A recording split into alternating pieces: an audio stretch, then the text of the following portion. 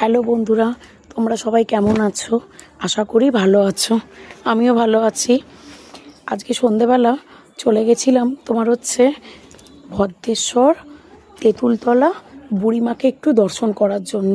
প্রতি বছরই বিশ্বাস করো সব ঠাকুর দর্শন করতে পারলেও বুড়িমাকে কিন্তু দর্শন করতে পারি না, কারণ বুড়িমাকে দর্শন করার অনেকটা আগে থেকে নো এন্ট্রি ফেলে দেয়।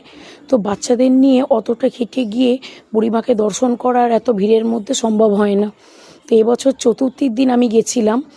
ভিডিওটা গতকাল সন্ধেবেলার আমি আজকে তোমাদের সাথে শেয়ার করলাম।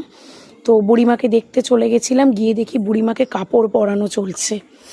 তো ওখানে গিয়ে আমি অনেকের থেকে জানতে পারলাম, আমি তো প্রথম জানলাম, জানি না তোমরা কেউ এই বিষয়ে জানো কি না।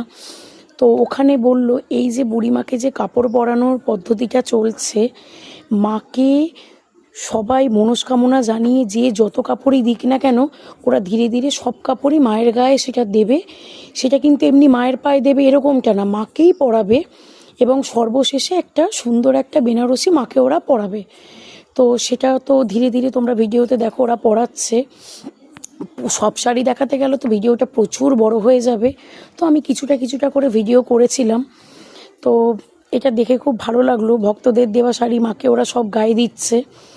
তো এত ভিড় হয়, তো পরে তো আর সম্ভব হয় না। কালকে থেকেই সব নো এন্ট্রি পুরোপুরি দিয়ে দেবে। সোমবার থেকে তো কোনো যানবাহন আর চলাচল করবেই না। কালকে অবধি হয়তো 2 চাকাটা হবে, 3 চাকাটা একদমই নট অ্যালাউ করে দেবে। তো যাই হোক, তোমরা সবাই ভালো করে জগদ্ধাত্রী পুজো কাটাও, ছট পুজো কাটাও। চন্দননগর মানেই জগদ্ধাত্রী আলোর উৎসব। তো সবাই চন্দননগর যাও, ভালো করে জগদ্ধাত্রী মাকে দেখো।